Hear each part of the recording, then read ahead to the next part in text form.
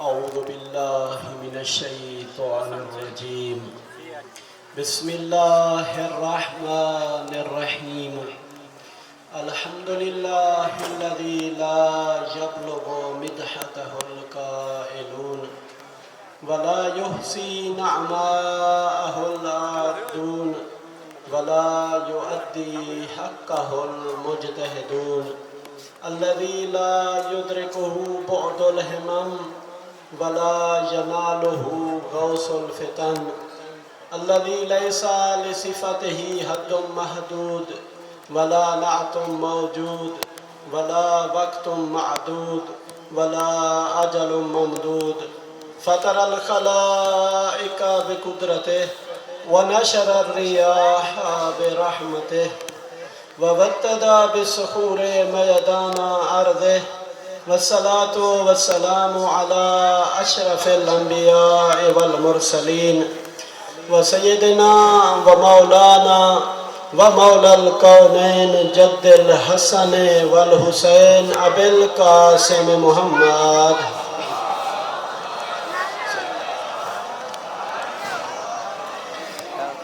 وآله الطيبين الطاهرين المعصومين المنتجبين الذين أذهب الله عنهم الرجس وطهرهم تطهيرا.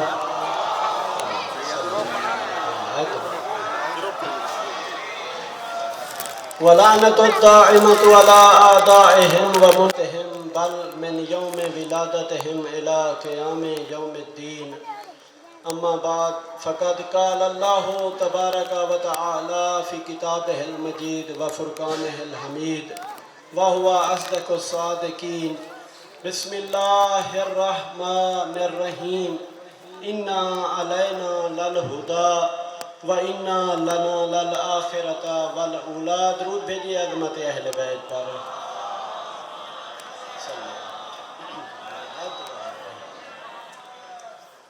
معزز سامعین، اللہ رب العزت کی بارگاہ میں دعا ہے کہ پاک پروردگار بانیان کا یہ فرش عطا بچھایا اپنی بارگاہ میں قبول فرمائے. آپ سب کی جو شرعی حوائج ہیں اللہ رب العزت اپنی بارگاہ میں قبول فرمائے. آپ کے گھروں میں یا بانیان مجلس کے گھر میں یا دنیا میں جہاں کہیں بھی میرے مولا کے چاہنے والے مریض ہیں، بالخصوص ایک برادر نے کہا ان کی بیوی مریض ہیں، پروردگار تمام مریضوں کو بیمار کربلا کے صدقے صحت کاملہ و عاجل عطا فرما. پروردگار جو مومنین بے گناہ قیدی ہیں انہیں قید سے رہائی عطا فرما. پروردگار جو مومنین پریشان حال ہیں ان کی پریشانیاں دور فرما.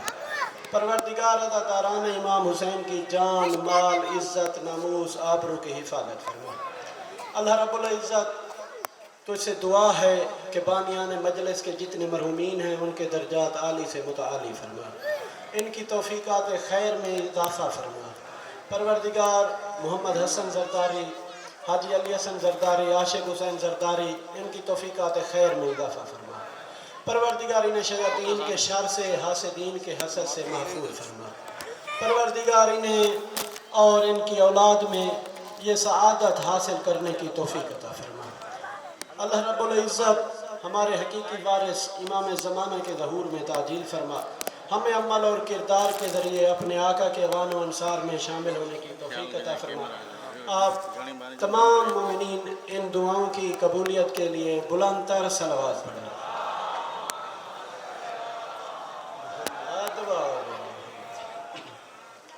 معزز سامعین، میں نے آپ کے سامنے اللہ رب العزت کی لا ریب اور بے عیب کتاب میں سے جن دو آیات مجیدہ کی تلاوت کرنے کا شرف حاصل کیا، گزشتہ کئی مجلسوں سے یہ آیات مجیدہ آپ کے سامنے تلاوت کر رہا ہوں اور انہی کے حوالے سے ہماری گفتگو ہو رہی ہے کہ اللہ رب العزت نے واضح طور پر اعلان فرما دیا ہدایت کی ذمہ داری ہمارے اوپر، دنیا اور آخرت کا اختیار بھی ہمارے ہاتھوں میں. یعنی اللہ رب العزت نے کوئی دور، کوئی زمانہ، کوئی علاقہ ایسا نہیں چھوڑا جب اس نے ہادی کا انتظام نہ کیا. اور کسی بھی دور، کسی بھی زمانے میں، کسی بھی علاقے میں اللہ رب العزت نے یہ انتظام، یہ اختیار بندوں کے حوالے نہیں کیا. اور میں نے آپ کے سامنے جناب موسیٰ کی مثال دی، قرآن سے آیات مجیدہ آپ کے سامنے تلاوت کی تھی، اور جناب موسیٰ نے سب سے پہلے اللہ رب العزت کے حضور کیا دعا کی؟ جب پروردگار نے کہا کہ موسیٰ فرعون کے دربار میں جاؤ، وہ باغی ہو گیا ہے، سرکش ہو گیا ہے، تو جناب موسیٰ نے کیا کہا؟ پروردگار میرے بھائی ہارون کو میرا وزیر بنا۔ یعنی تبلیغ کے شروع میں وزیر مانگ رہا ہے، مددگار مانگ رہا ہے۔ واضح طور پر کہا کہ پروردگار اشدد بہی اذری، کہ میرے بھائی ہارون کے ذریعے میری کمر کو مضبوط کر، یعنی میری طاقت بڑھا دے۔ اور یہی طریقہ کار رہا محمد مصطفیٰ کا کہ دعوت ذو العشیرہ میں جب سب سے پہلے اعلان کیا تو یہی کہا کہ کون ہے جو میری اس کار رسالت میں مدد کرے؟ وہی میرا وسیع ہوگا، وہی میرا خلیفہ ہوگا، وہی میرا جانشین ہوگا۔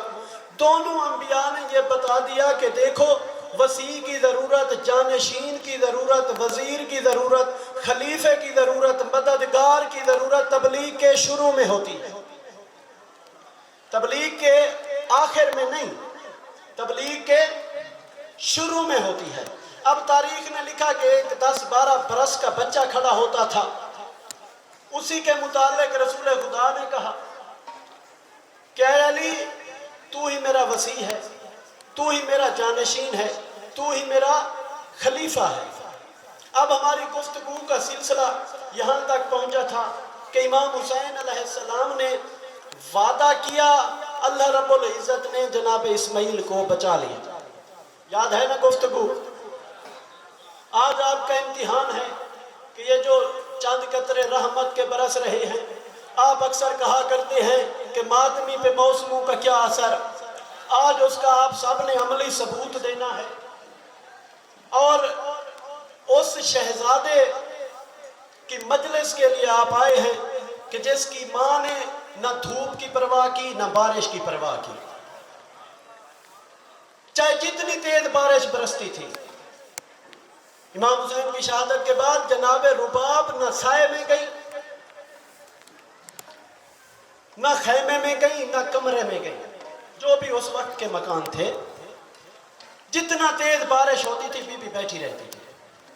تو برحال آپ اس بی بی کو ان کے بیٹے کا پرسہ دینے آئے ہیں، تو یہ چاند قطرے یہ آپ کے اوپر رحمت برس رہی ہے کہ آپ فرش عطا پر بیٹھے ہیں، ایک یہ اللہ کا احسان، اوپر سے رحمت خداوندی۔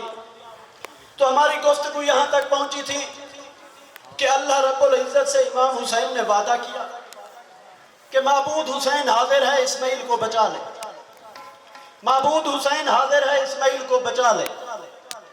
تو اللہ رب العزت نے سوال کیا، حسین جانتے ہو قیمت کیا ہے؟ کہا جی رب جلیل بتا۔ خدا بتاتا گیا، حسین کہتا گیا قبول ہے، قبول ہے، قبول ہے۔ جو امتحان خدا نے کہا آپ تاریخ میں پڑھتے سنتے رہتے ہیں مجالس میں، تکرار نہیں کرنا چاہتا چونکہ فضائل کی منزل میں ہوں، تو امام حسین کہتے رہے قبول ہے، قبول ہے۔ یعنی امام حسین فدیہ بن رہے ہیں جناب اسماعیل کا۔ کس کا فدیہ؟ جناب اسماعیل کا۔ اب میرا آپ سے سوال ہے، جناب اسماعیل افضل ہیں یا امام حسین؟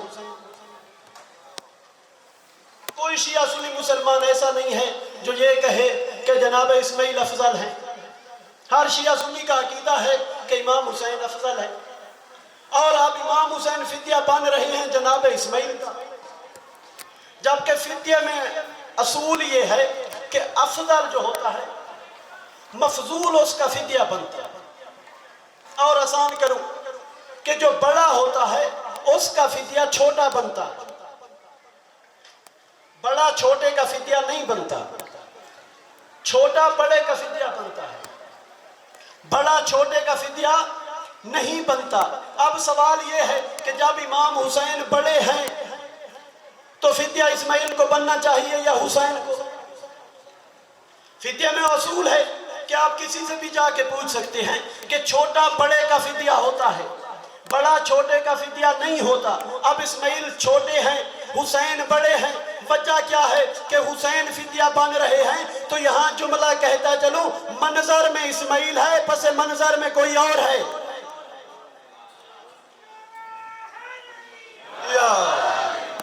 منظر میں اسماعیل ہے، پس منظر میں کوئی اور ہے، پس منظر میں کون ہے؟ چونکہ جناب اسماعیل کے سلسلے میں، جناب اسماعیل کی نسل سے آنا ہے محمد مصطفیٰ کو۔ اب اگر اسماعیل ذبح ہو جائیں، اسماعیل قربان ہو جائیں، تو محمد دنیا میں کیسے آئیں؟ محمد دنیا میں کیسے آئیں اگر اسماعیل قربان ہو جائیں؟ کیونکہ محمد مصطفیٰ جناب اسماعیل کی نسل سے ہے، جناب اسماعیل کی اولاد سے ہے۔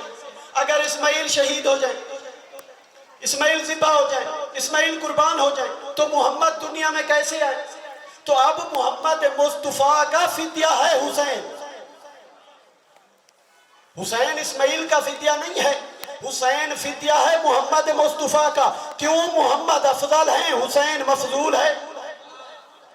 محمد بڑے ہیں، حسین چھوٹے ہیں۔ اب حدیث رسول خدا آپ کی سمجھ میں آئے گی کہ رسول خدا نے کیوں کہا تھا حسین و منی و انا من الحسین، کہ میں حسین سے ہوں، حسین مجھ سے ہیں، کہ اگر میں نہ ہوں تو حسین نہیں آ سکتے، حسین نہ ہوں تو میں نہیں۔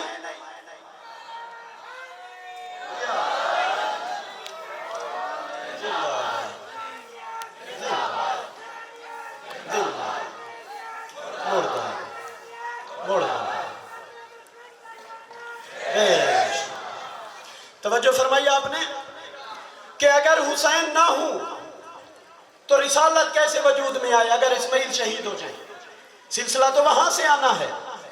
اگر حسین وعدہ نہ کریں، حسین قربانی نہ دیں، تو اسماعیل نہیں بچتے۔ جب اسماعیل نہیں بچتے تو محمد کیسے آئیں گے؟ لہٰذا حسین فدیہ بن رہے ہیں محمد مصطفیٰ کا۔ تو آج دنیا کو حسین کا احسان مند رہنا چاہیے، حسین کا ممنون ہونا چاہیے کہ حسین نے قربانی دی، تمہیں محمد جیسا نبی ملا۔ اب جب جناب ابراہیم نے کعبہ بنا لیا، دعا کر لی کہ بار الہ یہ بیت اللہ اپنی بارگاہ میں قبول فرما۔ دعا کیوں کی؟ کہ پروردگار میں جتنا اچھا بنا لوں، جتنا بہترین بنا لوں، لیکن تیری شایان شان نہیں ہے، لہذا تو قبول فرما۔ اللہ نے قبول فرمایا۔ اب اللہ رب العزت نے جناب ابراہیم جب جانے لگے، اللہ نے پھر بلایا کہ ابراہیم کہاں چلے؟ کہا پروردگار گھر بن گیا۔ تو اللہ نے فرمایا کہ ابراہیم اذان دو، اذان دو۔ بار الہ، اذان کا مطلب ہے بلاوا۔ بار الہ کس کو بلاؤں؟ یہاں تو اسماعیل ہے اور میں ہوں، ہم دونوں پہلے موجود ہیں۔ تو اللہ رب العزت نے کہا ابراہیم تو بلا، قیامت تک آنے والے مسلمانوں تک تیرے بلاوے کو پہنچانا میرا کام ہے۔ یعنی یہاں تک جملے موجود ہیں کہ جو ماں کے رام میں تھا یا باپ کے صلب میں تھا، اس تک اللہ نے ابراہیم کے اس استغاثے کو پہنچایا، ابراہیم کے اس بلاوے کو پہنچایا۔ تو جس نے اس وقت ابراہیم کی آواز پر لبیک کہا تھا، آج اگر اس کے پاس استطاعت ہے تو وہ حج کو جا رہا ہے، وہ حج کو جا رہا ہے۔ یہ بلاوا ہے جناب ابراہیم کا۔ اچھا، کیا جناب ابراہیم نے فقط انسانوں کو بلایا، مسلمانوں کو بلایا؟ یہاں اس منزل میں تو جناب ابراہیم نے اذان دی، مسلمانوں کو بلایا۔ ایک اور مرحلہ ہے کہ جس میں جناب ابراہیم جیسا نبی اللہ سے سوال کرتا ہے کہ پروردگار مجھے اپنی نشانی دکھا۔ وَإِذْ قَالَ إِبْرَاهِيمُ رَبِّ أَرِنِي كَيْفَ تُحْيِي الْمَوْتَىٰ، کہ پروردگار تو مردوں کو کیسے زندہ کرتا ہے، میں دیکھنا چاہتا ہوں۔ تو کیا کہا؟ قَالَ أَوَلَمْ تُؤْمِنْ، ابراہیم تمہیں یقین نہیں ہے، ایمان نہیں ہے تمہارا؟ کہا پروردگار ایمان ہے بلا، لیکن اپنے اطمینان قلب کے، کیا کہا؟ لِیَطْمَئِنَّ قَلْبِی، کہ اپنے اطمینان قلب کے لیے یہ ابراہیم کی منزل ہے کہ کہہ رہا ہے کہ پروردگار تو مردے کو کیسے زندہ کرتا ہے، میں دیکھوں، میرے ایمان میں، میرے یقین میں اضافہ ہو۔ ایک منزل میں علی ابن ابی طالب بھی کہتے ہیں کہ اگر عرش کے تمام پردے ہٹا دیے جائیں تو علی کے یقین میں ذرا برابر اضافہ نہیں ہوگا۔ کہ علی کے یقین میں، یعنی علی یقین کی اس منزل پر فیض ہے، لو کوشف الغطا، تمام پردے ہٹا دیے جائیں، علی کے یقین میں ذرا برابر اضافہ نہیں ہوگا۔ اب ابراہیم دعا کر رہے ہیں کہ پروردگار تو مردوں کو کیسے زندہ کر، تو اللہ نے کیا کہا؟ اے ابراہیم تمہیں یقین نہیں ہے، ایمان نہیں ہے؟ کہا پروردگار یقین ہے، ایمان ہے، لیکن اطمینان قلب کے لیے۔ تو اللہ رب العزت نے کیا حکم دیا؟ فَخُذْ أَرْبَعَةً مِنَ الطَّيْرِ، کہ ابراہیم 4 پرندے پکڑو، فَصُرْهُنَّ إِلَيْكَ، پھر ان کا تم قیمہ بناؤ، ثُمَّ اجْعَلْ كُلَّ جَبَلٍ مِّنْهُنَّ جُزْءًا، پھر ان میں سے جب آپ ان پرندوں کا قیمہ بنا لو نا، ایک ایک جز ہر پہاڑ پر رکھ دو۔ اس کے بعد اللہ نے حکم دیا پھر تو ان کو بلا، ثم ادعوہن یاتینک سعیا، کہ تو انہیں بلائے گا وہ تیرے پاس دوڑے چلے آئیں گے، وہ تیرے پاس اڑتے ہوئے آئیں گے۔ جملہ دینا چاہتا ہوں تاکہ آپ کی یہ خاموشی ٹوٹ جائے کہ اے ابراہیم تو قیمہ بنا، پرندوں کا قیمہ بنا، پھر انہیں مخلوط کر۔ ایسا نہیں ہو کہ ایک پہاڑ پر ایک پرندے کا گوشت رکھو، ایک پہاڑ پر ایک پرندے کا قیمہ، نہیں، ان کو مخلوط کر لے، میکس کر لے۔ میکس جب ہوا، ایک پہاڑ کے اوپر ایک جز، دوسرے پر دوسرا، تاریخ نے لکھا 10 پہاڑ تھے، 10 پہاڑوں پر حضرت ابراہیم نے 4 پرندوں کا گوشت تقسیم کر کے رکھا۔ جب حضرت ابراہیم نے پکارا تو جس پرندے کا جتنا گوشت جس پہاڑ پر تھا وہ وہیں سے اٹھا، وہ زندہ ہوا، اپنی اصلی شکل میں واپس آیا۔ کس کی خدمت میں؟ جناب ابراہیم کی خدمت میں۔ یہاں تک بات سمجھ ہو گئی، بات واضح ہو گئی، سمجھ آ گئی کہ اب ابراہیم نے بلایا وہ پرندے جو قیمہ بن چکے تھے، وہ اپنی اصلی حالت میں اڑتے ہوئے واپس آتے ہیں۔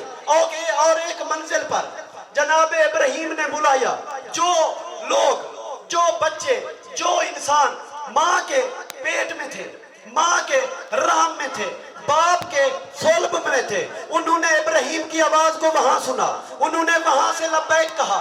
آج وہی استطاعت رکھتے ہیں تو حج پر جا رہے ہیں، پرندوں کو بلایا تو پرندوں نے پہاڑوں سے لبیک کہتے ہوئے چلے آئے، پرندوں نے پہاڑوں سے لبیک کہا۔ وہ انسان جو ماں کے رحم میں تھے، پیٹ میں تھے، باپ کے صلب میں تھے، انہوں نے وہیں سے لبیک کہا، یعنی انہوں نے وہاں آواز سنی۔ تو ان مسلمانوں کا کیا کرو گے جنہیں محمد بلاتے تھے وہ پہاڑ پہ چڑھتے؟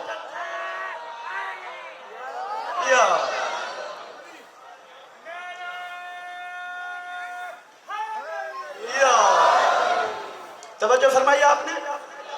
کیا اگر کہیں انہوں نے نہیں سنا تھا تو یہ کیسے ممکن ہے؟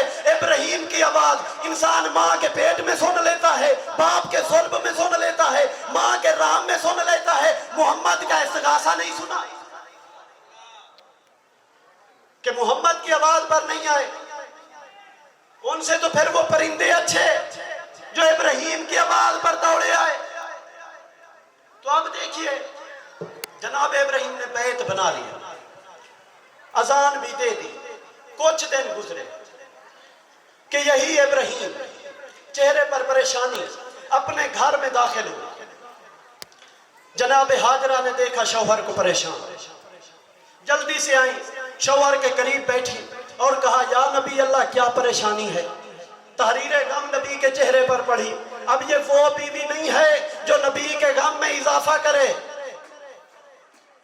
ایسی بیویاں بھی تاریخ میں گزری ہیں کہ جنہوں نے نبی کے غم میں اضافہ کیا۔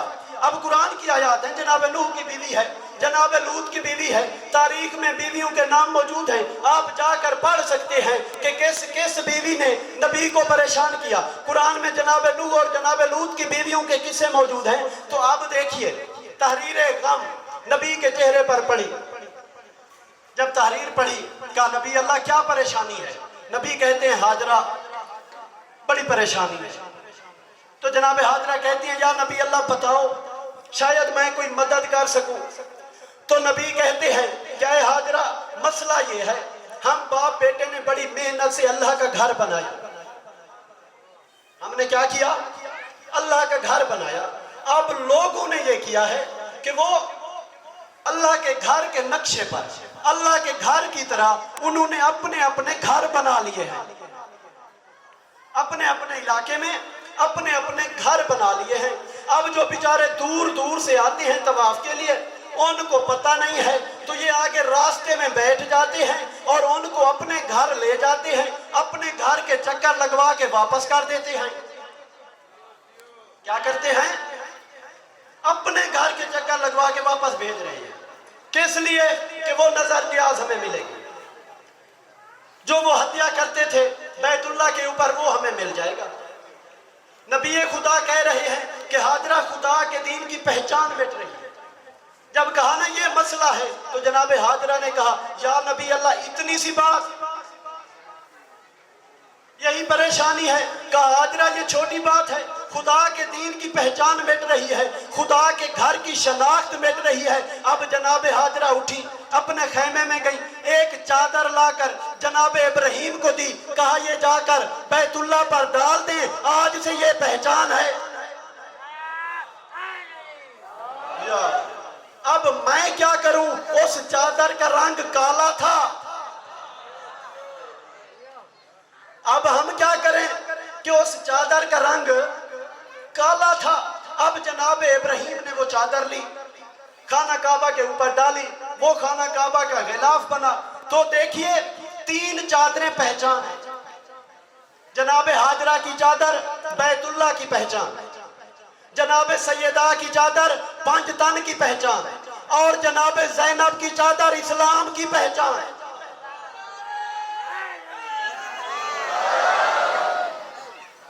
توجہ فرمائی آپ نے, 3 چادریں پہچان بنی ہیں تاریخ میں. اب جب جناب ہاجرہ نے چادر دی, جناب ابراہیم لے کر گئے اور وہی چادر خدا کے گھر پر ڈال دی. اب آپ مسلمانوں سے کہہ سکتے ہیں کہ چلیں ہو سکتا ہے اس وقت جناب ہاجرہ کے پاس کسی اور رنگ کی چادر نہ ہو, کالے رنگ کی چادر ہو, وہی دی ہے تو آپ نے ڈال دی. چلیں اس وقت لوگوں کو معلوم نہیں تھا نا اصلی بیت اللہ کون سا ہے. تو اب تو واضح ہے, سوشل میڈیا کا زمانہ ہے, ہر انسان کو پتا ہے کہ سعودی عرب میں ہے, مکے میں ہے خدا کا گھر, کوئی اور دعویٰ کر نہیں سکتا. کیوں؟ آج تو بچے بچے کو معلوم ہے کہ بیت اللہ کہاں ہے, مکے میں ہے. تو اب تو چادر کی ضرورت نہیں ہے, پہچان کی ضرورت نہیں ہے, تو آپ چادر ہٹا کیوں نہیں لیتے؟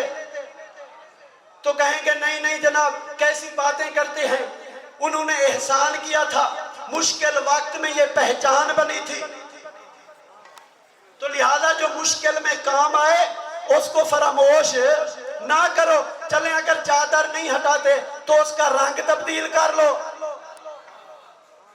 ہو سکتا ہے بی بی کے پاس اس وقت کسی اور رنگ کی چادر نہ ہو, آپ اور رنگ کی چادر ڈال دو. کہتے ہیں نہیں جناب یہ ہمارے اختیار میں نہیں ہے, ہم نہیں کر سکتے. اگر یہی سوال کعبہ سے پوچھیں کہ اے خدا کا گھر تیری چادر کالی کیوں ہے, تو شاید کعبہ جواب دے حسین کے عزاداروں کا رنگ.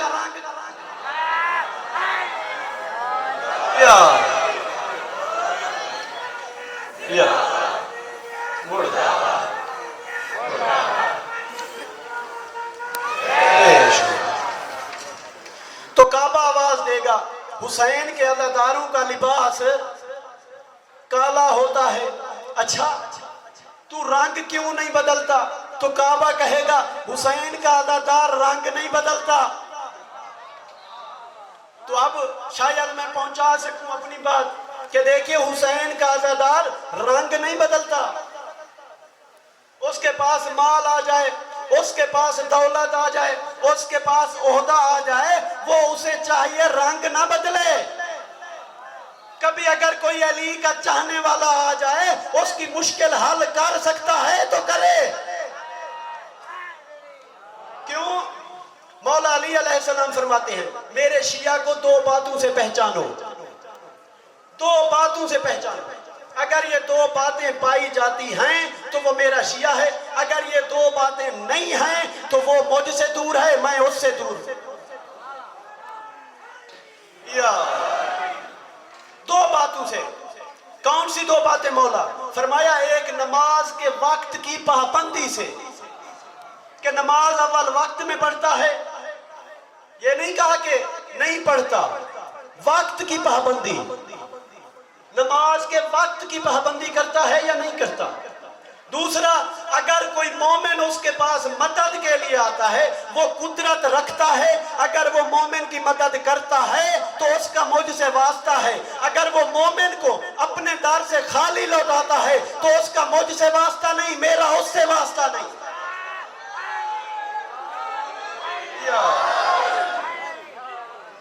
توجہ فرمائی آپ نے؟ اچھا، اب اللہ کا گھر صرف بیت اللہ ہے؟ بیت المقدس بھی تو ہے، قبلہ اول کہ جہاں سے حضرت عیسیٰ کی ولادت کے وقت جناب مریم کو کہا گیا کہ اے مریم یہ بیت العبادہ ہے، بیت الولادہ نہیں ہے۔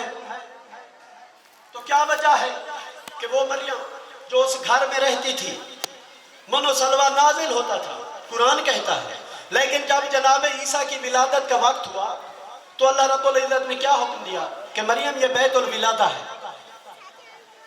یہ بیت العبادہ ہے، بیت الولادہ نہیں ہے۔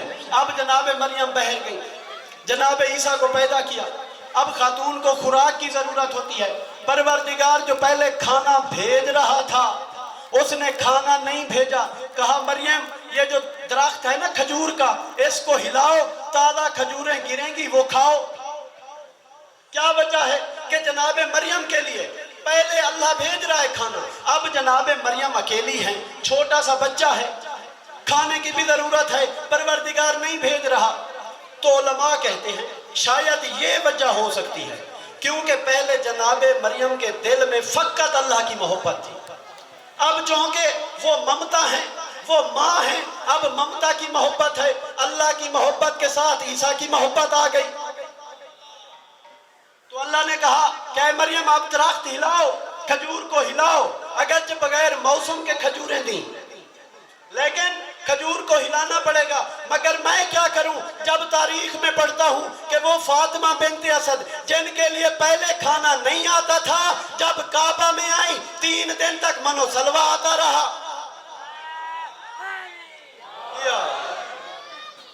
کہ جس کے لیے پہلے کھانا نہیں آتا تھا وہ ماں بنی ہے، کیا اس کی محبت تقسیم نہیں ہوئی یا ان کو علی سے محبت نہیں تھی؟ آج آپ کو علی سے اتنا محبت ہے تو ماں کو کتنا ہوگی؟ تو وجہ یہی ہے حدیث رسول کہ جس کو علی سے محبت ہے اسے مجھ سے محبت ہے، جسے مجھ سے محبت ہے اسے اللہ سے محبت ہے، علی سے محبت خدا سے محبت ہے۔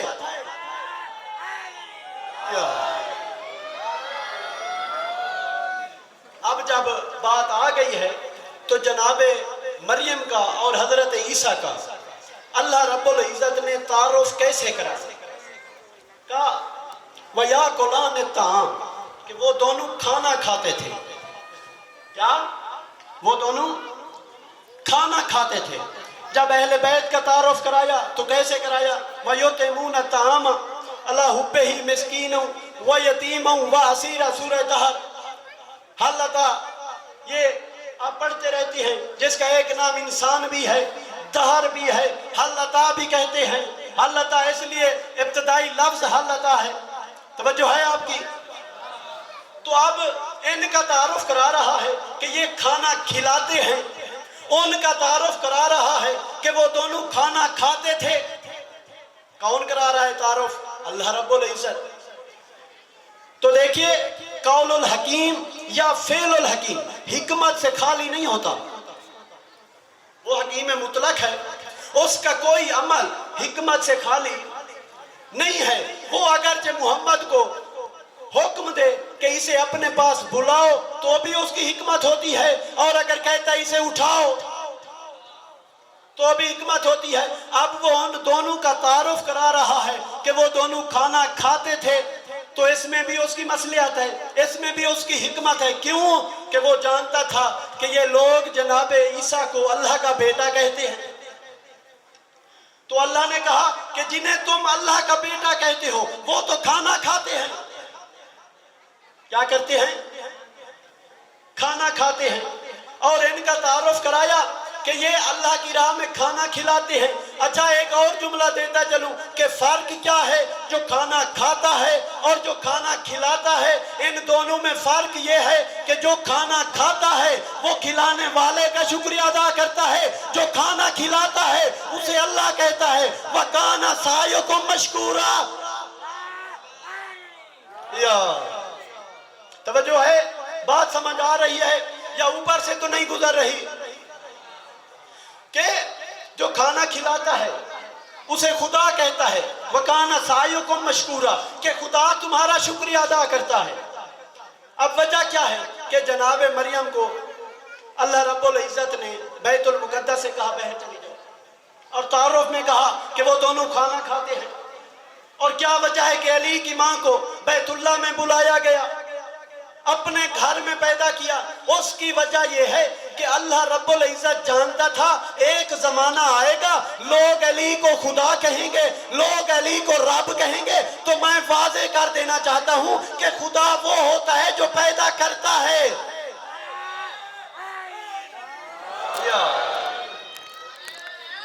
کہ خدا وہ ہوتا ہے جو پیدا کرتا ہے، جو پیدا ہوتا ہے وہ رب نہیں ہوتا، وہ خدا نہیں ہوتا۔ اب اس علی کی اتنی عظمت، اتنی فضیلت آپ سنتے ہیں، آج چونکہ ایک نوے خان بھی ہیں تو میرا دل ہے ان کو بھی ٹائم دیں، تو یہاں مخصوصی ہے کہ حسین کے اصغر کے مصائب پڑھے جاتے ہیں آج کی شان۔ عزادارو، معصومین کی تاریخ میں یا رسول خدا نے حضرت خدیجہ سے محبت کا اظہار کیا یا امام حسین نے جناب رباب سے محبت کا اظہار کیا؟ کہ مولا فرماتے ہیں کہ مجھے وہ گھر اچھا نہیں لگتا جس میں رباب اور سکینہ نہ ہو۔ اور جناب رباب نے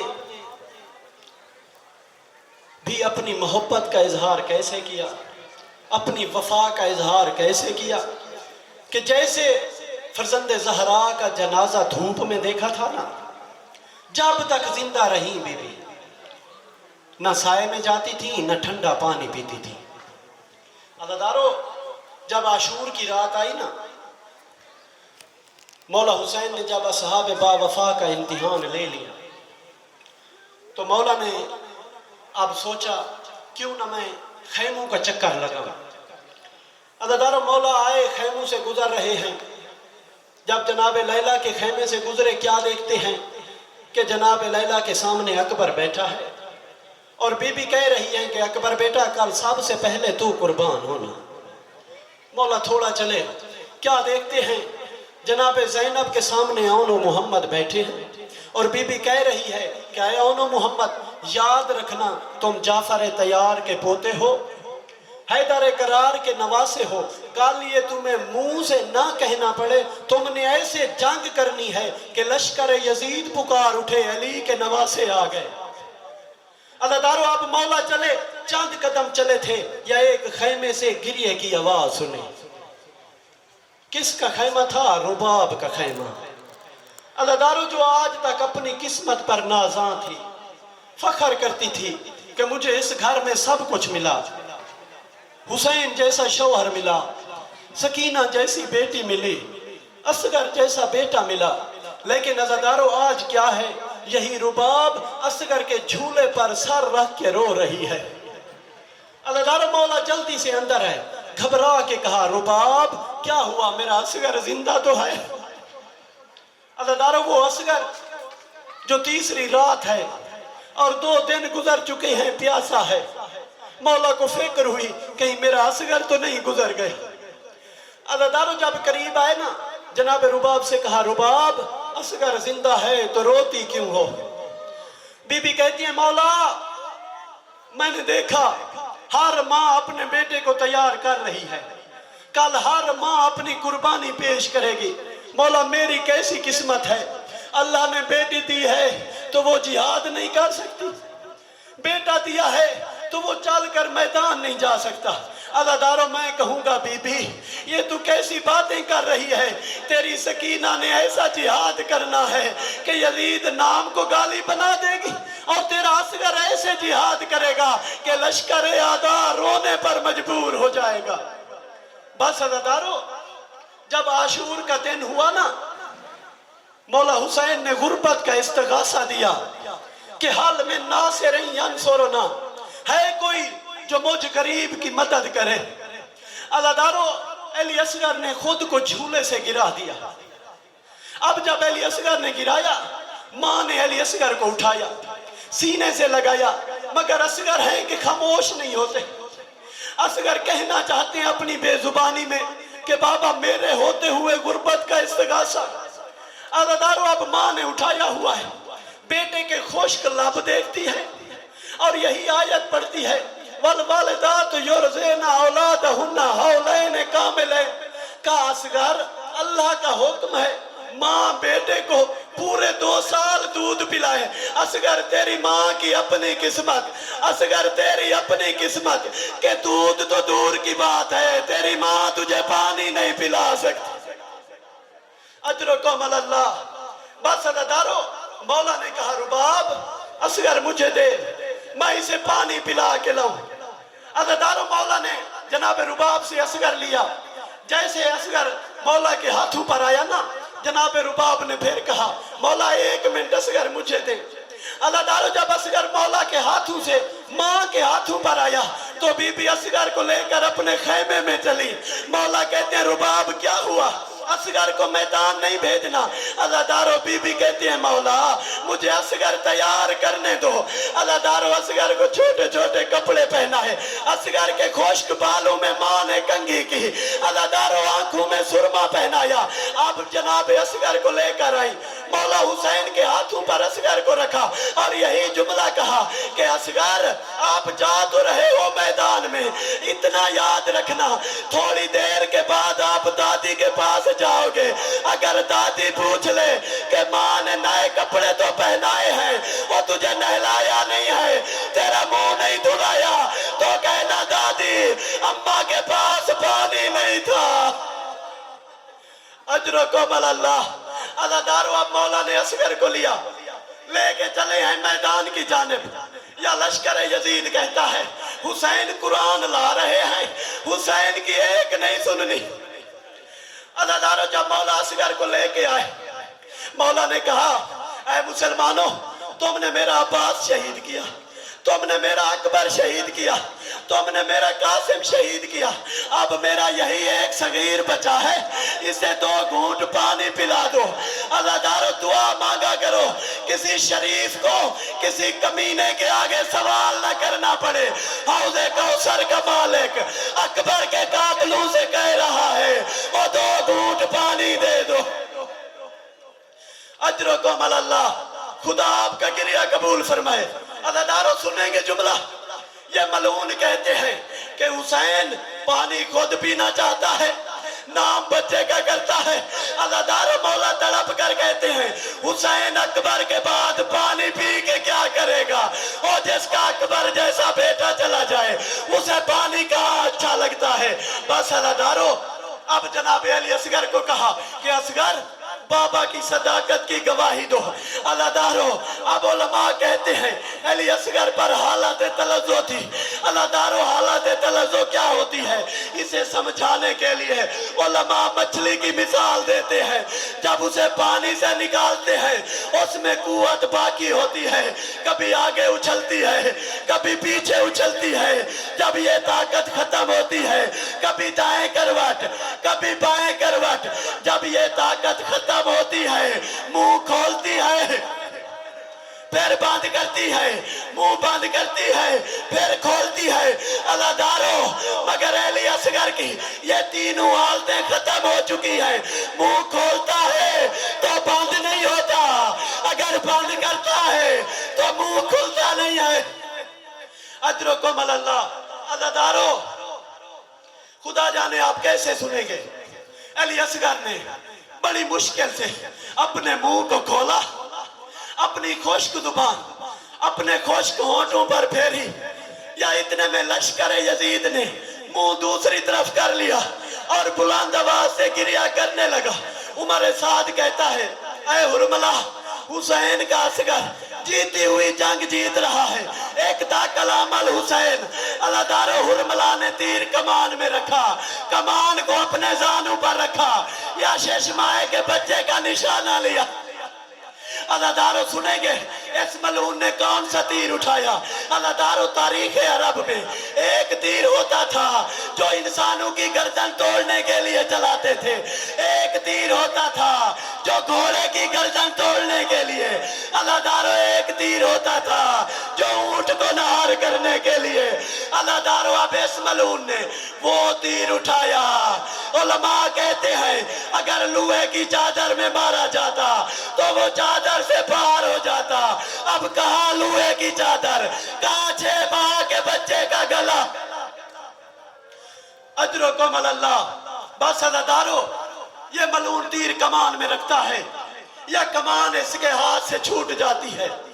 ये तीर कमान में रखता है, तीर इसके हाथ से गिर जाता है। अल्लाहदारो, जब 3 मर्तबा ऐसा हुआ, एक मलून साथ खड़ा था, उसने जोश दिलाया। कहता है कि ऐ हुरमला, अगर कोई मुझसे पूछे तारीख अरब में सबसे बड़ा तीर अंदाज, तो मैं तेरा नाम लूंगा। तुझसे एक बच्चे के गले का निशाना नहीं होता। अल्लाहदारो, ये मलून कहता है जब मैं तीर कमान में रखता हूँ, खुदा जाने इसकी माँ है या इसकी बहन है, जो दरे खेमा पर कभी दाएं जाती है, कभी बाएं दौड़ती है और यही कहती है अपना तीर भी देख, ओ मेरा सगीर भी। अल्लाहदारो, इस मलून ने इतनी कुव्वत से तीर चलाया। तारीख में लिखा है अगर मौला हुसैन ने असगर को मजबूती से ना थामा होता तो जिधर तीर जाता हुसैन का असगर साथ। अजरुकुम अल्लाह। अज़ादारो, अब मौला ने क्या किया, जब देखा ना अली असगर के गले में तीर लगा है। अल्लाहदारो, मौला कहते हैं असगर बेटा सबर करना, मैं तेरे गले से तीर निकालूं।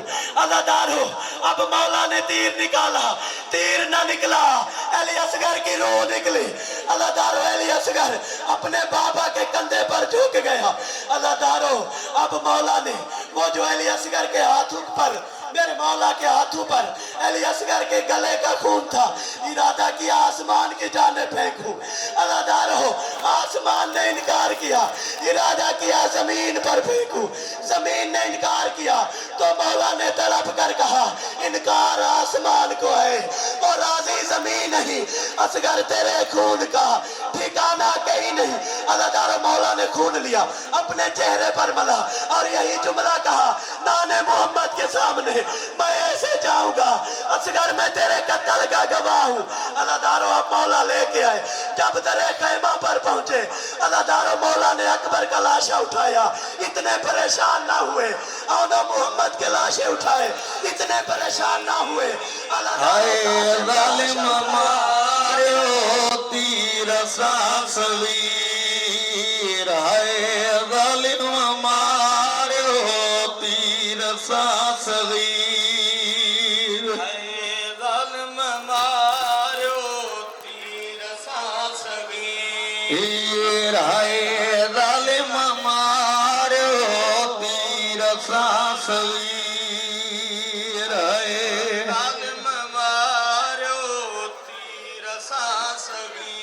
तीर है जालिम मारो तीर सांसवीर, है जालिम मारो तीर सांसवीर, है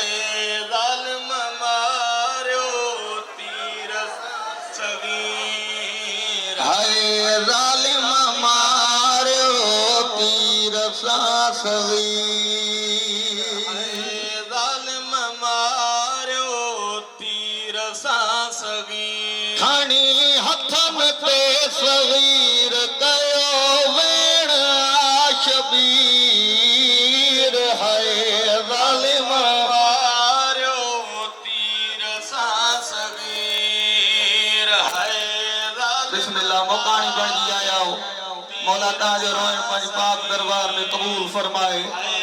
जालिम मारो तीर काश दही वारे दी करबला वसया हुसैन जो सगीर प्यासो न कुसया या हुसैन इहो हक़दारी बंदे गम में रोण जो आए ज़ालिम मारो तीर सां सगीर आए ज़ालिम मारो तीर सां सगीर ओ वही गलम पयो खीर बीबी सकीना जवी खेमे मोजे का आवाज आई मां वेण थो कयां दुआऊं ज़हन में रखो बीबी दी चए अञा मुंहिंजो असगर नंढड़ो ॿार अञा मुंहिंजो असगर बिस्मिल्लाह बिस्मिल्लाह मुकाणी ॼणी आहे जीअं मोला सजाद ॾिनी आहे